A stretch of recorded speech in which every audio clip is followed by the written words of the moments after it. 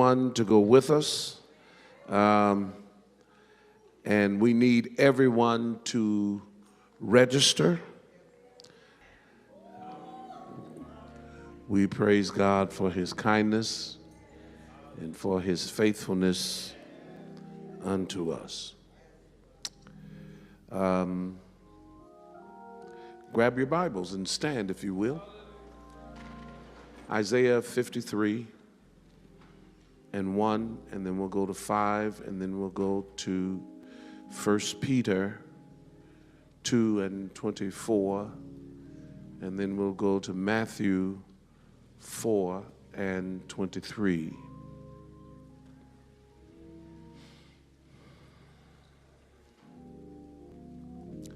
I've been praying and for the past 3 weeks I've been asking God to intervene on the behalf of his people everywhere. Hallelujah. Those of you that are watching, I want you to catch on by faith. Isaiah 53 and 1, if you have it, indicate by shouting amen. Amen. Hear the beginning of the reading of God's word. Who hath believed our report? And to whom is the arm of the Lord revealed? The 5th verse. But he was wounded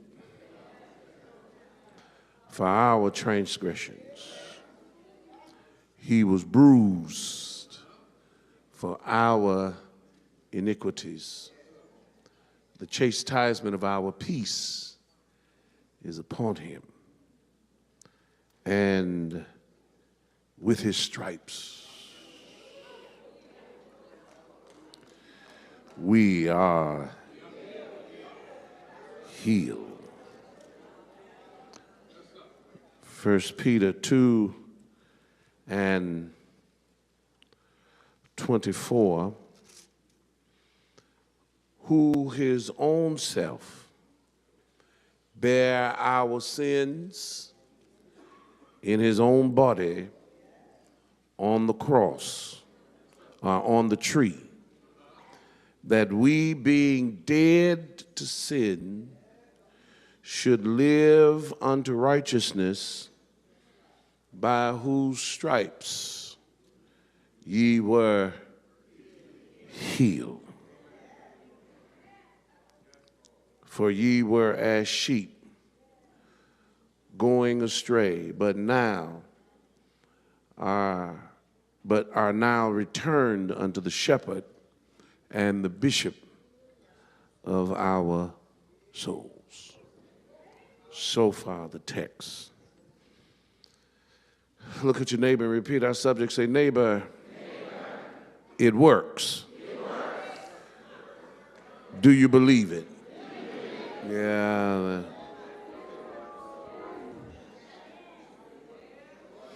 You may be seated in the presence of the Lord.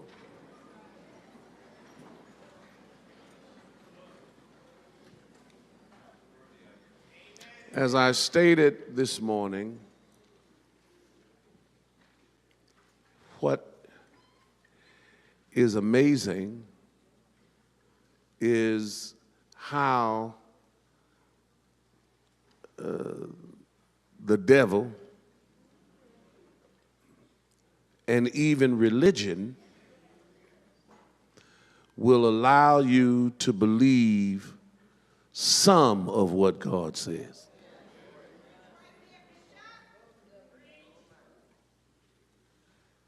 And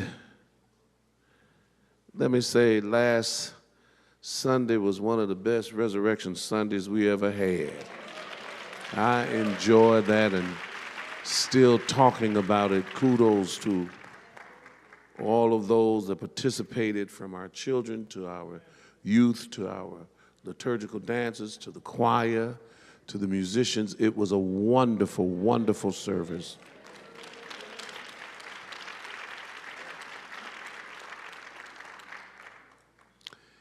And all that we talked about, all that we danced about, all that we praised about,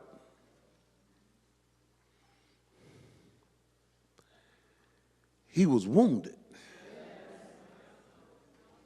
for our transgressions. You don't need to look at me like you've never transgressed. I know better, and so do you. But the wonderful thing is, he was wounded for it. He was bruised. They took their hand, those Roman soldiers, and hit Jesus, bruised his body with the weight of the force of their hands. They took a spear and drove it into his side. And because of those assaults, Jesus was bruised. But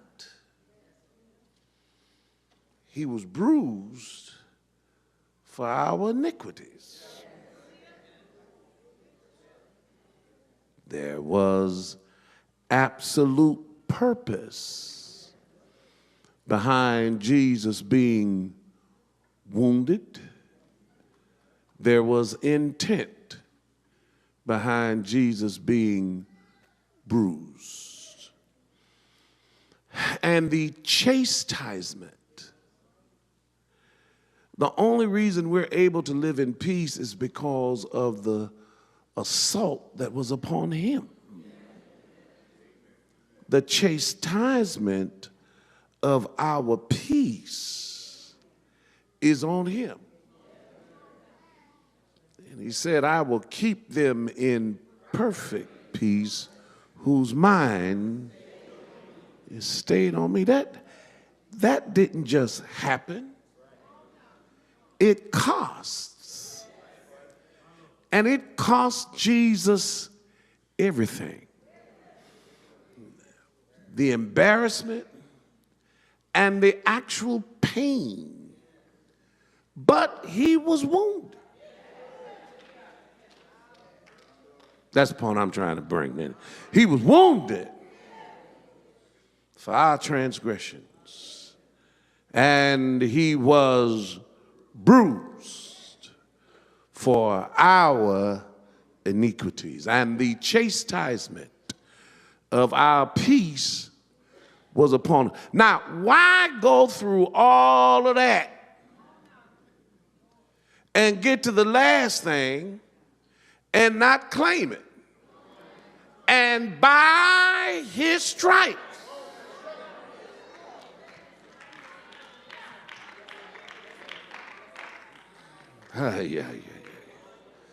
by his stripes, we are healed.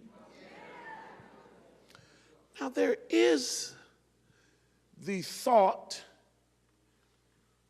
in religion that somehow healing was just for a period of time. And so you have the cessation movement that feels that God has stopped doing that. The reason I would totally disagree, just from a biblical standpoint, is because if he's still forgiven,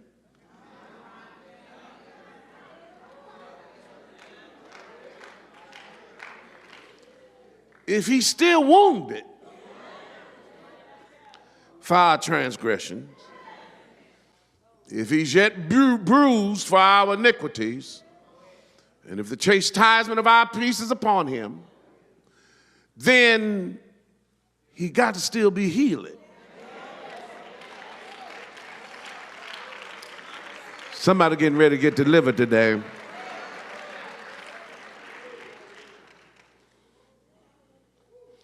If we go to Matthew, the 4th chapter, and we begin reading at the 23rd verse, it states, "And Jesus went about all Galilee, teaching in their synagogues and preaching the gospel of the kingdom." You got it?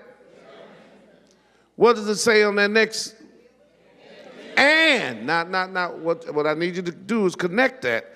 He went teaching in the synagogues, preaching the gospel of the kingdom, and healing.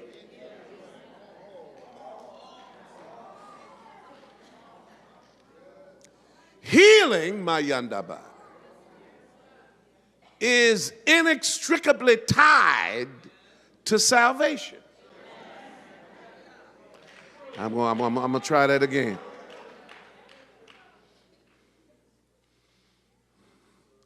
I need you to understand that this is not an indictment, but rather an invitation. Jesus went in the synagogues teaching, preaching the gospel of the kingdom, and healing some of the diseases. Healing all manner of sickness and all manner of disease among the people. So if you got it, he can heal it.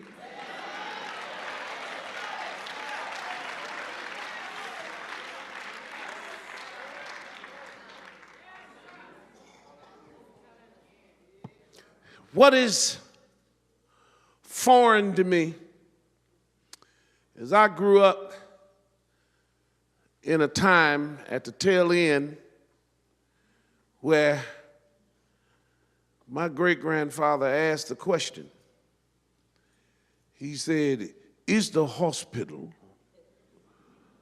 for God's folks or is it for the devil's folks?" I need you to stay with me. His faith was on a level that he believed that if you belong to God, it was his responsibility to heal you.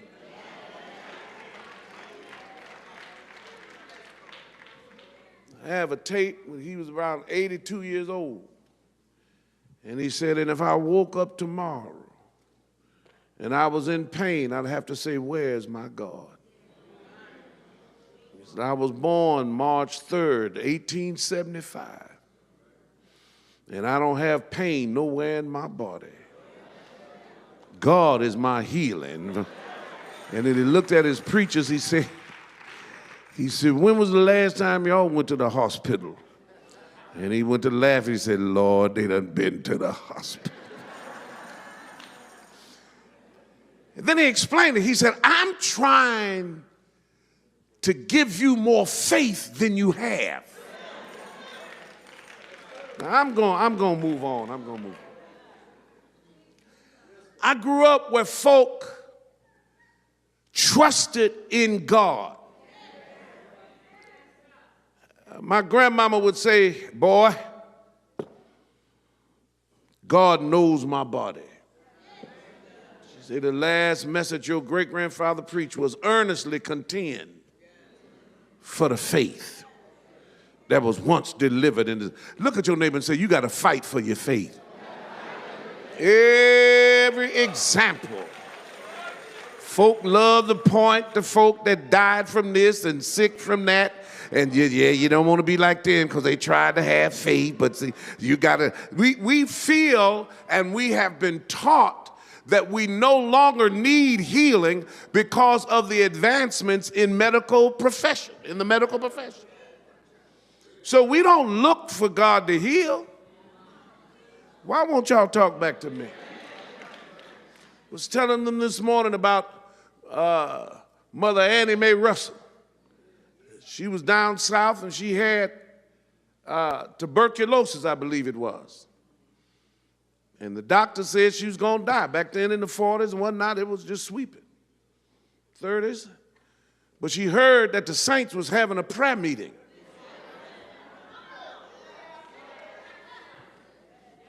They had to carry her, but she said, take me. I know what the doctor said, but the expectation, and I don't want to holler, the expectation is that God is still healing. Now, hold on. The reason I want to calm down, because it's not emotional. As Mother Ruth would say, healing ain't feeling. And so when you start feeling, I feel better, or I feel like it goes down. No, healing is not feeling. Healing is faith in what God has said.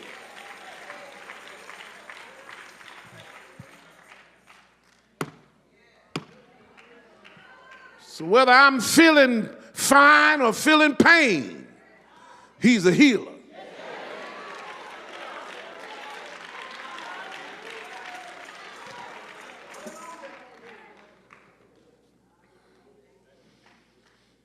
"24th verse, and his fame went throughout all Syria."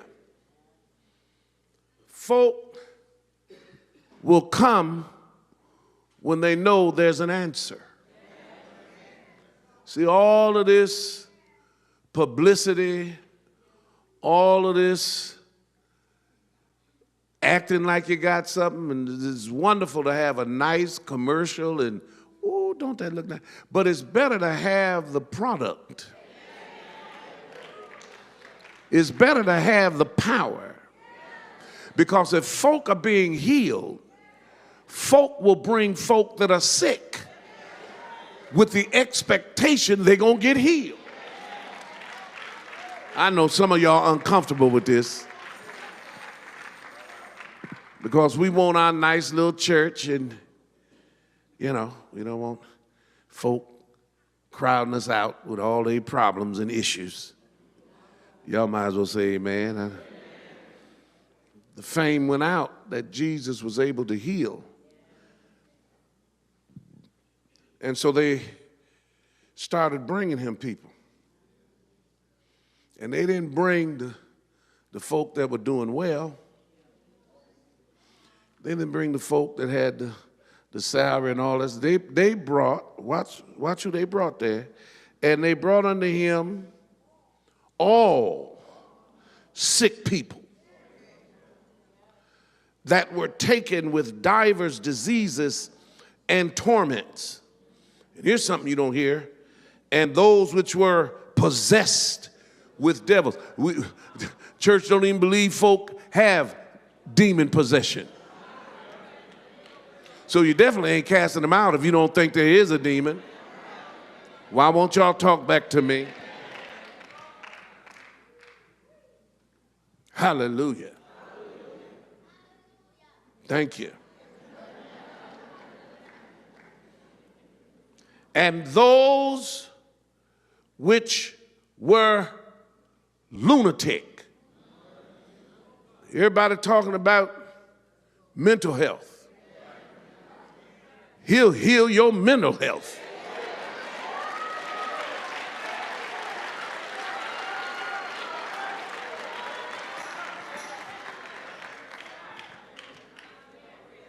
And those that had the palsy. And what did he do? And he healed them. I'm glad that I serve a Savior that does not disappoint. I need you to connect the dots here. They brought him because he had healed some. And the understanding was, if he could heal her of that, then he ought to be able to heal her of this.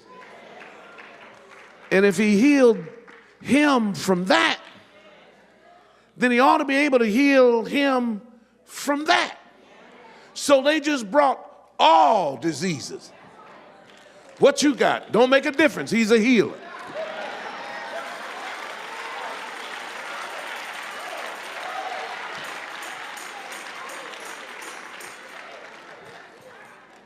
Is it terminal? How long you had it? Who did you get it from? Were you predisposed because of your parents? It don't make a difference. I'm going to someone that can heal me.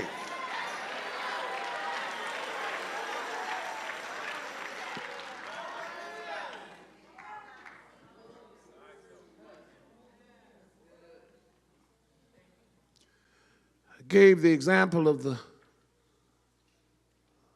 the father that brought his son to Jesus, and as soon as he got to Jesus, the Bible says that that devil that was in him threw him, and he began to foam at the mouth, go into a fit.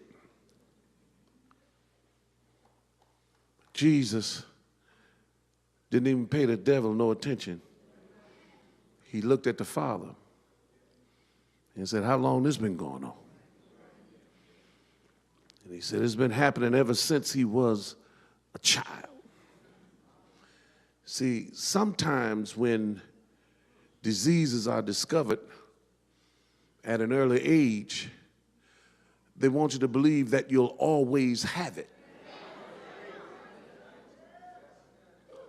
I come against that today in the name of Jesus, in the name of Jesus, in the name of Jesus. Why are you so adamant? Why are you preaching like this? Because he was wounded.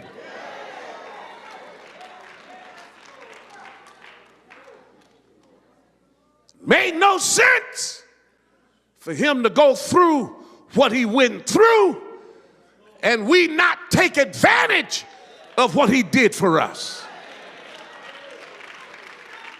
If he can forgive you of your sin, he can heal you of that infirmity. Minister White was on point. He asked you, do you want to be made whole? That's the problem.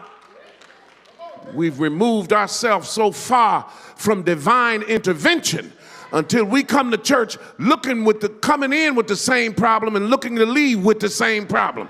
We don't even come in looking for God to touch our limbs and touch our body and to heal our mind and to heal our families. The man came to Jesus because his boy had a problem. This was going to happen without the projection or interjection of the boy's faith. The wonderful thing about faith is that it is an transferable commodity. He looked at him, and after the boy was going through his fit, Jesus looked at the father and said, do you believe? And you have to love the transparency. He said, Lord, I believe. I wouldn't have brought him all this way if I didn't believe. I wouldn't have went through what the disciples took me through to get to you if I didn't believe. Sometimes church folk can be a hindrance, but I'm here because of what I believe. But that's the reason I say healing ain't feeling, because as soon as I get my hopes up, then the devil grab them and throw them in the ground, and he's pining away. Something wrong. You're a young person and you don't want to do nothing.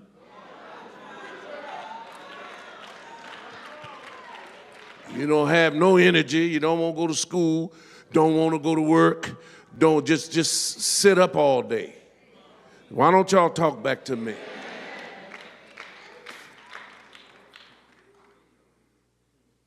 Brought him to Jesus. Because a demon will make you do crazy things. Throw you in the fire. We have a generation that thinks smoking weed is their right. That's of the devil. Every cannabis demon I come against now in the name of Jesus.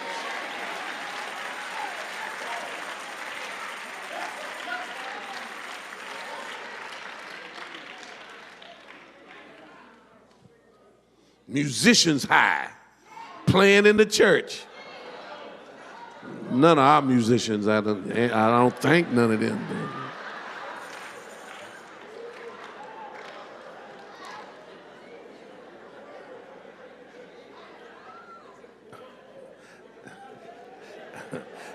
I ain't trying to be funny.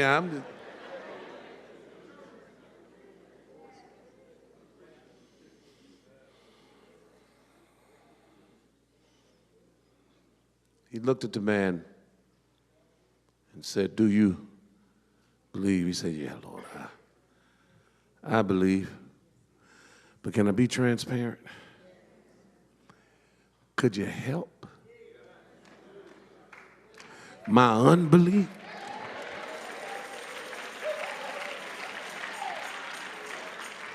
Yay! I'm closing because I want to pray, and I want you all to pray. And in studying this, I had a question. I'm not going to ask that question now. Maybe that's something I'll bring up at the minister's class or whatever, but I have a question, but I'm not going to ask it now. So ain't no need of y'all asking me to ask the question because I'm not going to ask it. But let me just pick up here. In Acts, the 2nd chapter, Jesus told his disciples to tarry, to stay in Jerusalem until they are endued, till they are saturated, until they are drenched in power from on high.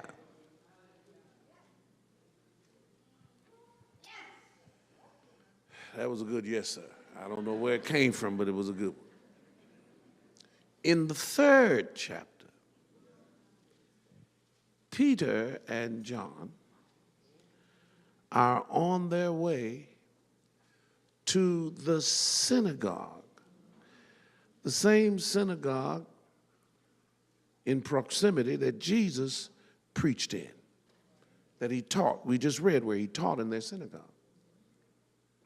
and preached the gospel of the kingdom and healed. So now Peter and John are on their way to the temple during the hour of prayer. And they see a man that has never walked in his life. The man was not asking to be healed. He was asking for $1. He was asking for some coinage or something to eat. He was asking alms. It's like the man that was standing there coming off the freeway. One time my father went, he had a sign, "We'll work for food." So they stopped and said, "I got a job. Come with me." And the man told him, "No, I'll do better just staying here." Well, you don't want a job. I'm trying to preach here. You have a lot of people that come to church, but they don't really want to be healed.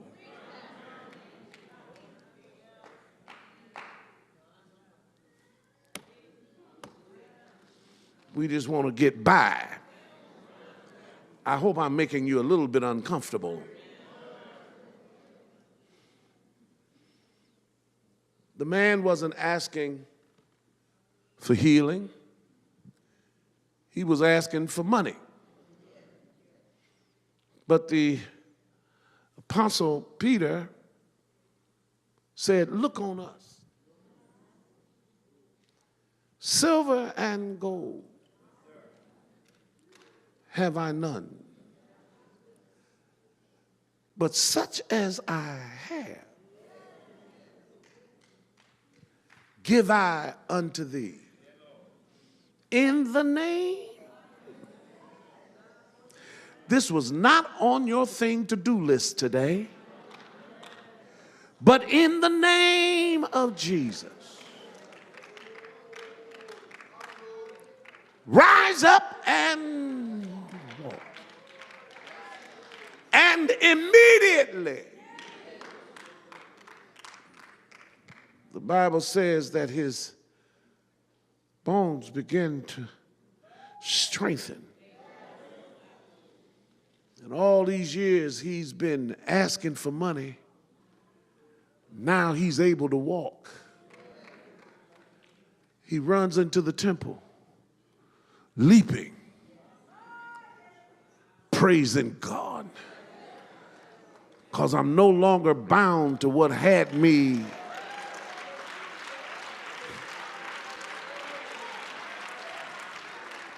And the only reason I'm able to be free is because I ran into some preachers that believe God still heals.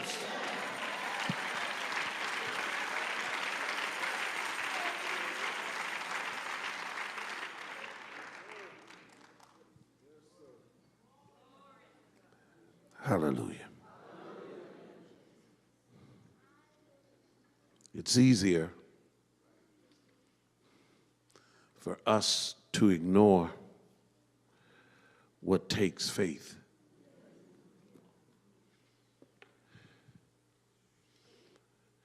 But if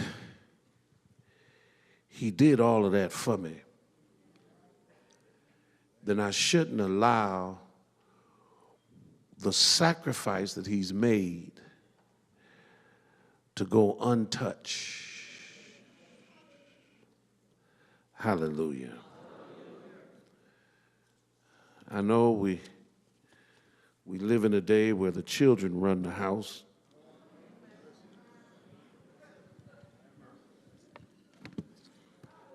We live in a day where they get to tell us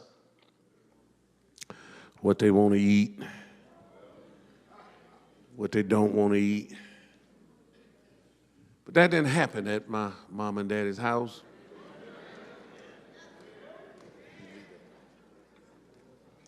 I never liked liver.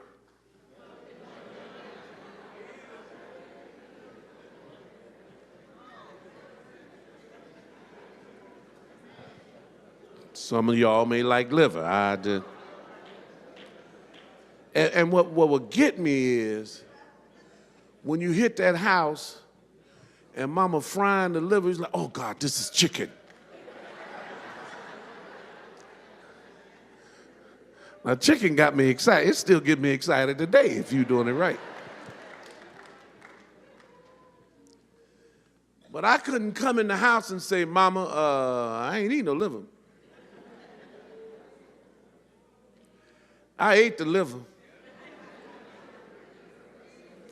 I tried, the wonderful thing is that they made such a nice gravy out of what they did with that rice and the onion. So if I pile that up, some of y'all know what I'm talking about. And then I could get through it. And it was a double whammy if we had liver, rice, and green peas. Oh, I'm not gonna make it.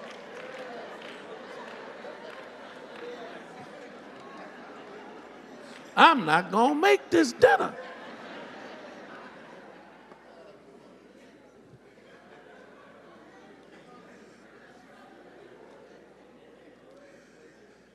But the last thing I wanted was for mom and daddy to get upset and think that the work that they did to go out and buy this food, I was just going to throw it away. That wasn't going to happen. I say all of that because he was wounded.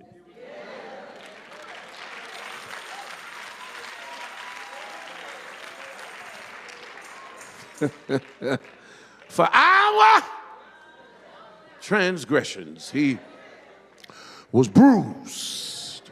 For our iniquities, and the chastisement of our peace is upon him.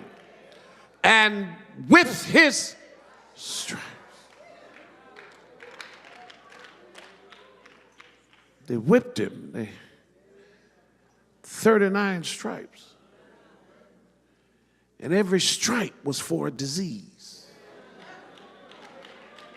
Every stripe was for a malady. I don't know what you're suffering with today, but I want you to leave here knowing that God is a healer.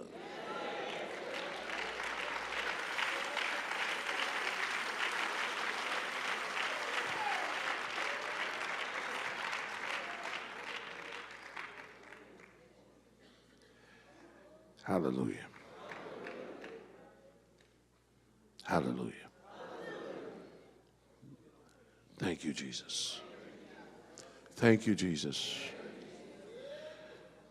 So whatever, and I don't need to know and you don't need to tell, but what I've been asking God to do is to divinely intervene. Let it be your power. So no matter what your illness or infirmity is, it works. Faith is not magic. I'm going to try that again. Faith is not magic. It is a firm belief in what God has said. I believe I am healed because by his stripes.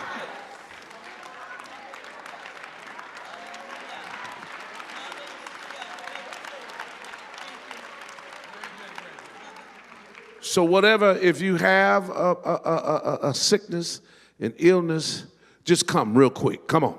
Come on down here. We're going to pray and lay hands and believe God. Whatever it is, just come. Just come. Come on, Elder Haynes. Come here. Hallelujah.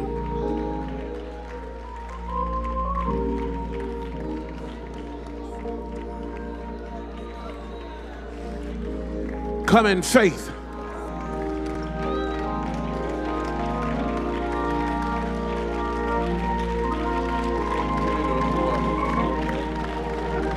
Come here, Elder Healy. Hallelujah. They're coming. I need you to understand.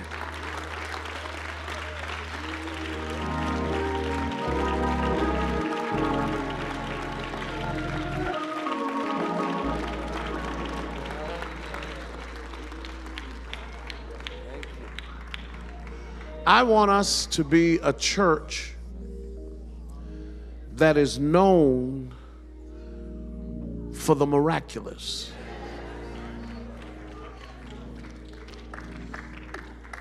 That if we come, God will heal.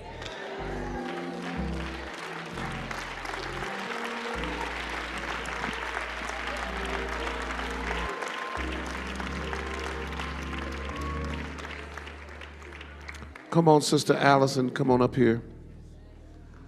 Read. Mother, I don't know if is Mother right here. Mother Wright. Is she here? Come on up here. Just you can stay down there, I understand. But come on over. But you need to come on over. Yeah, just come on. Hallelujah.